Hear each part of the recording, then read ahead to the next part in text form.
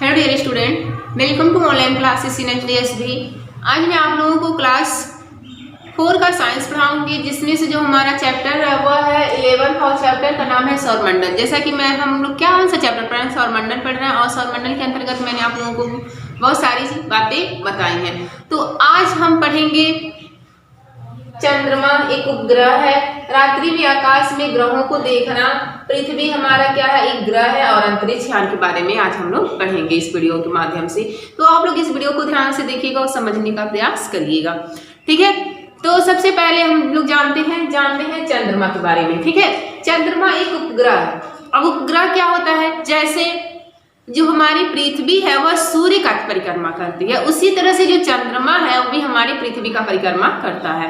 तो ठीक है, तो जो पिंड, ठीक है, जो पिंड या जो आकाशीय पिंड ग्रहों की परिक्रमा करते हैं उन्हीं को हम लोग क्या कहते हैं, उपग्रह कहते हैं, ठीक है। जो आकाशीय पिंड ग्रहों की परिक्रमा करते हैं उन्हें हम लोग क्या कहते हैं, उपग्रह कहते हैं, और जो सूर्य की परिक्रमा करते हैं उन्हें हम लोग क्या कहते हैं, ग्रह कहते हैं, ठीक है। तो आइए जानते हैं चंद्रमा क्या है, एक उपग्रह है, ठीक है। चंद्रमा क्या है, एक उपग्रह है। जो किसका उपग्रह, हमारी पृथ्वी का उपग्रह है, ठीक है। पृथ्वी का अगर पूछा जाए कि पृथ्वी का उपग्रह कौन है, तो पृथ्वी का उपग्रह केवल चंद्रमा है, ठीक है। जैसे कि ग्रहों के चारों ओर चक्कर लगाने वाले जो छोटे आकाशीय पिंड होते हैं वह क्या कहलाते हैं, उपग्रह कहलाते, जैसा कि मैंने आप लोगों को बताया, ठीक है। ग्रहों के चारों ओर चक्कर लगाने वाले आकाशीय पिंडों को हम लोग क्या कहते हैं, उपग्रह कहते हैं, ठीक है। जो उपग्रह होते हैं उनका अपना प्रकाश नहीं होता है, जो उपग्रह होते हैं उनका क्या नहीं होता, अपना प्रकाश नहीं होता है, ठीक है। वे सूर्य के प्रकाश से चमकते हैं। जैसे कि रात में जो चंद्रमा दिखाई देता है वह चमकता है ना, तो किसके कारण दिखाई देता है, क्योंकि इसके पास कोई अपना प्रकाश नहीं होता है। चंद्रमा के पास, चंद्रमा क्या एक उपग्रह है, इसके पास कोई अपना प्रकाश नहीं होता है, वह सूर्य के प्रकाश से ही चमकता है, ठीक है। तो रात्रि में जो चंद्रमा हमें दिखाई देता है, जो उसका प्रकाश दिखाई देता है, वह सूर्य के प्रकाश से ही हमें वह दिखाई देता है, ठीक है। मतलब वह सूर्य के प्रकाश से ही क्या होते हैं, चमकते हैं, ठीक है। जो हमारा शनि ग्रह है, ठीक है, जो शनि ग्रह, जैसे कि मैंने आप लोगों को बताया कि सौरमंडल में कितने ग्रह हैं, 8 ग्रह हैं। बुध, शुक्र, पृथ्वी, मंगल, बृहस्पति, शनि, अरुण एवं वरुण, यह हमारे 8 ग्रह होते हैं हमारे सौरमंडल में, ठीक है। तो उन ग्रहों में से जो हमारा शनि ग्रह है, ठीक है, उन ग्रहों में से जो शनि ग्रह है उसके लगभग 62 उपग्रह हैं, ठीक है। जो हमारा शनि ग्रह है उसके कितने उपग्रह हैं, 62 उपग्रह हैं, ठीक है। जो बृहस्पति हमारा ग्रह है उसके कितने हैं, 67 ग्रह है, मतलब 67 ग्रह हैं, ठीक है। बृहस्पति के कितने उपग्रह हैं, 67 उपग्रह हैं। फिर जो अरुण ग्रह है उसके 27 उपग्रह हैं, और जो वरुण है उसका 14 ग्रह है, ठीक है। जो फिर से देखिए, जो शनि हमारा ग्रह है उसका 62 उपग्रह होते हैं, जो हमारा बृहस्पति ग्रह है उसके 67 उपग्रह होते हैं, और जो हमारा अरुण ग्रह है उसके 27 उपग्रह हैं, और जो वरुण है उसके 14 उपग्रह होते हैं। लेकिन हमारी पृथ्वी जो है, ठीक है, तथा पृथ्वी का केवल एक उपग्रह है, और वह उपग्रह क्या है, चंद्रमा है, ठीक है। और जो हमारे ग्रह है शुक्र तथा बुध है, ठीक है, जो शुक्र और बुध हमारे ग्रह है, इन ग्रहों का कोई भी उपग्रह नहीं होता है। तो आप लोगों ने समझा कि चंद्रमा क्या हमारा एक उपग्रह है, किसका उपग्रह है, पृथ्वी का उपग्रह है, ठीक है। और जो बुध और शुक्र जो ग्रह होते हैं उनके कोई भी उपग्रह नहीं होते हैं, ठीक है। तो यह था चंद्रमा के बारे में। नेक्स्ट टॉपिक जो है हमारा है रात्रि में आकाश में ग्रहों को देखना। हम रात्रि के समय में ग्रहों को कैसे देख सकते हैं, ठीक है। हमारे सौरमंडल के 8 ग्रहों में से 5 ग्रहों को हम लोग क्या कर सकते हैं, नंगी आंखों से देख सकते हैं। जो हमारे सौरमंडल में 8 ग्रह होते हैं उन ग्रहों में से हम 5 ग्रह को क्या कर सकते हैं, अपनी नंगी आंखों से देख सकते हैं। बिना दूरबीन की सहायता से हम उन ग्रहों को क्या कर सकते हैं, देख सकते हैं। रात में चंद्रमा को छोड़कर, ठीक है, रात में चंद्रमा को छोड़कर जो शुक्र ग्रह सबसे अधिक चमकता है। जैसे कि जब हम लोग रात में आकाश की तरफ देखते हैं तो सबसे तेज चंद्रमा चमकता है, लेकिन चंद्रमा को छोड़कर यदि हम देखें उसमें से चंद्रमा के अलावा जो सबसे तेज चमकता है वह हमारा कौन सा ग्रह होता है, वही हमारा शुक्र ग्रह होता है, ठीक है, आप लोग ध्यान दीजिएगा, जब आप लोग आकाश में देखते हैं तो चंद्रमा के अलावा जो सबसे अधिक चमकता है वह हमारा कौन सा ग्रह होता है, वही हमारा शुक्र ग्रह होता है। ठीक है, तो शुक्र ग्रह को भी हम लोग क्या कर सकते हैं, अपनी नंगी आंखों से देख सकते हैं। ठीक है, जब प्रातः काल, ठीक है, प्रातः काल से पहले पूर्व दिशा में, जब प्रातः काल से पहले जब सूर्य उदय होता है तो उससे पहले किस दिशा में, पूर्व दिशा में। ठीक है, प्रातः काल से पहले पूर्व में अथवा रात्र के पहले भाग में पश्चिमी दिशा में। जब क्या हो, जब सूर्योदय हो या प्रातः काल हो तो पूर्व दिशा में अथवा रात्रि के समय किस दिशा में, पश्चिम दिशा में। ठीक है, किस दिशा में, पश्चिम दिशा में क्या होता है, दिखाई पड़ता है। बुध काफी चमकीला ग्रह है। ठीक है, जो शुक्र ग्रह कहाँ दिखाई देता है आप लोगों को, जैसे जब सूर्योदय जब होता है तो आप लोग देखेंगे जब सूर्योदय होने वाला होता है तो उसमें पूर्व दिशा में आप लोग देखेंगे एक चमकता हुआ तारा देखेंगे, वही हमारा शुक्र ग्रह होता है। या फिर रात्रि के समय पश्चिम दिशा में जो तारा चमकता है वह भी हमारा कौन सा ग्रह होता है, शुक्र ग्रह होता है। ठीक है, जो बुध ग्रह है वह सबसे चमकीला ग्रह, क्यों, क्योंकि वह सूर्य के सबसे निकट का ग्रह है। ठीक है, जो बुध हमारा ग्रह है वह सूर्य के सबसे निकट का ग्रह है, इसीलिए बुध सबसे चमकीला ग्रह होता है। ठीक है, आप लोगों ने समझा कि बुध का सबसे चमकीला ग्रह क्यों होता है, तो बुध सबसे चमकीला ग्रह इसलिए होता है क्योंकि वह हमारे सूर्य के सबसे नजदीक का ग्रह है। ठीक है, जो शुक्र और बुध का भोर का तारा कहा जाता है। ठीक है, जो शुक्र और बुध ग्रह हैं उन्हें भोर का तारा या संध्या का तारा भी कहते हैं। ऐसे आप लोग सुने होंगे कि भोर का तारा या संध्या का तारा, तो जो हमारे शुक्र और बुध ग्रह होते हैं उन्हीं को हम लोग क्या कहते हैं, भोर का तारा कहते हैं या क्या संध्या का तारा कहते हैं। बृहस्पति जो है सबसे चमकीला ग्रह है। ठीक है, बृहस्पति जो है वह सबसे चमकीला ग्रह है, शनि उतना चमकीला नहीं है। ठीक है, बृहस्पति भी हमारा चमकीला ग्रह है, लेकिन जो शनि है वह हमारा चमकीला ग्रह नहीं है, किंतु अपने आकार के कारण दिखाई दे जाता है। जो बृहस्पति है या जो क्या होता है, अपने आकार के सबसे बड़ा ग्रह बृहस्पति होता है, जो अपने आकार के कारण क्या होता है, दिखाई दे जाता है। ठीक है, अब मंगल ग्रह है, मंगल ग्रह कुछ लाल रंग का दिखाई देता है। जो मंगल ग्रह है वह लाल रंग का दिखाई देता है। ठीक है, ग्रहों के तारों में से अलग पहचान है, जो ग्रह हैं और तारे हैं उनकी अलग ही पहचान है। ग्रह क्या होते हैं, टिमटिमाते नहीं हैं। जो ग्रह है और तारों में क्या होता है, अलग पहचान होता है, कौन सा तारा है और कौन सा ग्रह होता है। तो ग्रह क्या होते हैं, टिमटिमाते नहीं है, जबकि तारे क्या होते हैं, टिमटिमाते रहते हैं। ठीक है, आप लोग जब आकाश में ध्यान से देखेंगे तो जो ग्रह होते हैं वह टिमटिमाते नहीं है, परंतु जो तारे होते हैं वह क्या होते हैं, टिमटिमाते हैं। ठीक है, ग्रह प्रत्येक रात को अपनी स्थिति थोड़ी बदल लेते हैं। जो ग्रह होते हैं वह प्रत्येक रात, ठीक है, प्रत्येक रात में जो उनकी स्थिति होती है उसको थोड़ी सी बदल लेते हैं। ठीक है, जो अरूढ़ और वरुण हरे रंग के दिखाई देते हैं। ठीक है, जो अरूढ़ और वरुण ग्रह हैं ये किस रंग के होते हैं, हरे रंग के होते हैं, ग्रीन रंग के हमें क्या होते हैं, दिखाई देते हैं। बहुत समय पहले लोगों को केवल 5 ग्रह ही ज्ञात थे, मतलब बहुत समय पहले लोगों को क्या थे, केवल 5 ही ग्रह ज्ञात थे, परंतु पहले तो फिर धीरे धीरे 9 ग्रहों को ज्ञात किया गया, फिर एक ग्रह को जो यम ग्रह था उसको हटा दिया गया। ठीक है, तो प्रेजेंट टाइम में या वर्तमान समय में हमारे सौरमंडल में जो ग्रहों की संख्या है, ग्रहों की संख्या कितनी है, 8 है। ठीक है, अब हमारा जो नेक्स्ट टॉपिक है वह है पृथ्वी, हमारा ग्रह। ठीक है, जो हमारा पृथ्वी है जिसमें हम लोग रहते हैं वह भी हमारा क्या है, एक ग्रह है। ठीक है, पृथ्वी सौरमंडल के 8 ग्रहों में से एक है। ठीक है, जो हमारे सौरमंडल में 8 ग्रह पाए जाते हैं उन ग्रहों में से हमारी पृथ्वी भी क्या है, एक ग्रह है। और पृथ्वी का उपग्रह क्या है, पृथ्वी का उपग्रह चंद्रमा है। ठीक है, तो सौरमंडल में पाए जाने वाले 8 ग्रहों में से एक ग्रह हमारी पृथ्वी भी है।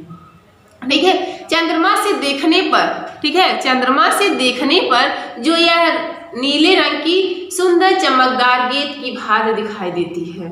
ठीक है, जो हमारा पृथ्वी, यदि हम चंद्रमा से उसको देखते हैं तो हमारा जो पृथ्वी है वह नीले रंग की सुंदर चमकदार गेंद की तरह क्या होती है, हमें दिखाई देती है। अब हमें ठीक है, इसीलिए जब नीले रंग की पृथ्वी हमारी दिखाई देती है तो इसलिए हम लोग इस ग्रह को नीला ग्रह भी कहते हैं। ठीक है, इसलिए हम लोग पृथ्वी को क्या कहते हैं, नीला ग्रह भी कहते हैं। अब नीला ग्रह क्यों दिखाई देता है, क्योंकि आप सभी लोग जानते हैं कि हमारे पृथ्वी पर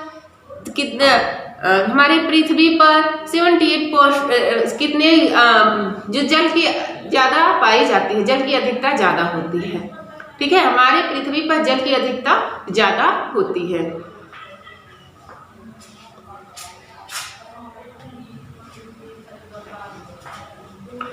ठीक है, हम अब पृथ्वी को नीला ग्रह क्यों कहते हैं, क्योंकि हमारे पृथ्वी पर 71% जल पाया जाता है। ठीक है, हमारे पृथ्वी पर कितने परसेंट जल पाए जाते हैं, 71% जल पाए जाते हैं, और 29% जो है उसमें पृथ्वी है, जंगल है, चट्टाने हैं, ये सारी चीजें होती हैं। हमारे पृथ्वी पर 71% जल पाने के कारण भी हमें केवल 3% जो जल है वही केवल शुद्ध होता है, जो हमारे पीने योग्य होता है। ठीक है, 97% जल जो है वह सागरों महासागरों में होता है, जो कि वह कैसा होता है, नमकीन होता है, खारा होता है, जो कि हमारे पीने योग्य पानी नहीं है। इसलिए हमें क्या करना चाहिए, जितना भी हो सके जल को अपने भविष्य के लिए बचा कर ही रखना चाहिए। हमें उपयोग जब हमारे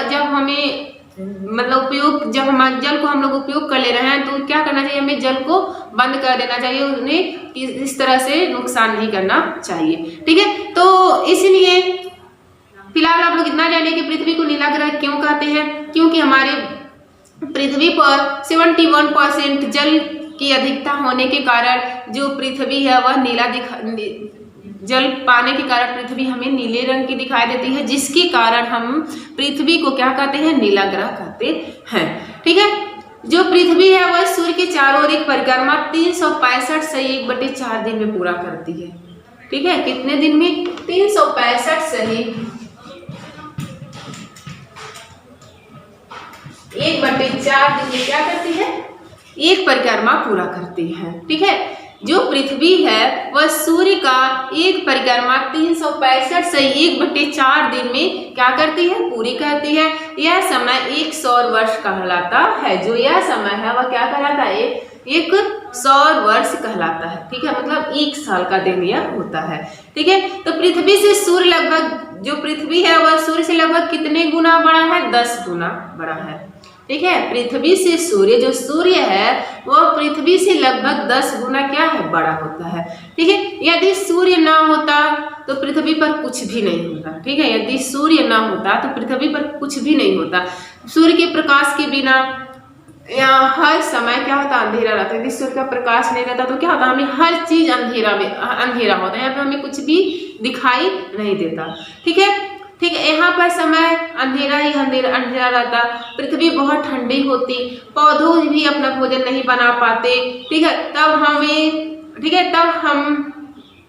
हमें तथा दूसरे जंतुओं का भोजन नहीं मिल पाता। इस प्रकार सभी प्राणी मर जाते। ठीक है, यदि सूर्य ना रहे तो क्या हो जाएगा, हमें प्रकाश नहीं मिल पाएगा, पेड़ पौधे अपना भोजन नहीं बना पाएंगे। यदि पेड़ पौधे अपना भोजन नहीं बना पाते हैं तो हमें भी भोजन नहीं मिल पाएगा। इस तरह से क्या हो जाएंगे, इस तरह से पृथ्वी भी ठंडी हो जाएगी और धीरे धीरे जितने भी सारे प्राणी हैं वह क्या हो जाएंगे, मर जाएंगे। ठीक है, तो पृथ्वी के बारे में आप लोगों ने जाना, पृथ्वी क्या है, पृथ्वी ग्रह है। पृथ्वी को हम लोग नीला ग्रह कहते हैं क्योंकि हमारे पृथ्वी पर 71% जल पाया जाता है। ठीक है, जो पृथ्वी है वह सूर्य की परिक्रमा 365 से 1/4 दिन में कंप्लीट करती है, जिसको हम लोग कहते हैं सौर वर्ष कहते हैं। अब हमारा जो लास्ट टॉपिक है वह है अंतरिक्ष यान। अंतरिक्ष यान क्या कहते हैं, जो चंद्रमा पे भेजा जाता है। ठीक है, क्या होता है, जो चंद्रमा पे भेजा जाता है उसी को हम लोग क्या कहते हैं, अंतरिक्ष यान कहते हैं। जैसे कि मंगलयान हुआ, चंद्रयान हुआ, ये सब क्या है, अंतरिक्ष यान है। ठीक है, और जो खगोलीविद होते हैं, ठीक है, या जो क्या करते हैं वो चंद्रमा पे जाते हैं और वहाँ का परिरक्षण करते हैं और वहाँ के बारे में हमें क्या करते हैं, बताते हैं। ठीक है, तो प्राचीन काल में जो खगोलविद आकाश को केवल नंगी आंखों से देखते थे। ठीक है, प्राचीन काल में बहुत समय पहले जो खगोलविद थे, जो वैज्ञानिक थे, वो आकाश को क्या करते थे, केवल नंगी आंखों से ही देखते थे। धीरे धीरे जंतर मंतर जैसे वेधशालाएं स्थापित की गई। ठीक है, यहाँ खगोलीविद सूर्य और ग्रहों की स्थिति वर्ष के भिन्न भिन्न दिनों से देखते थे। ठीक है, जो यहाँ के खगोलीविद थे वह सूर्य और ग्रहों की स्थिति से भिन्न भिन्न दिनों में देखते थे। ठीक है, मतलब भिन्न भिन्न दिनों में वो क्या करते थे, सूर्य और ग्रहों के स्थिति को देखते थे। ठीक है, फिर तारों और ग्रहों को देखने के लिए दूरबीन का आविष्कार हुआ। ठीक है, जो तारे हैं और ग्रह हैं उनको देखने के लिए किसका आविष्कार हुआ, दूरबीन का आविष्कार हुआ। दूरबीन की सहायता से हम तारों को और ग्रहों को देख सकते हैं। ठीक है,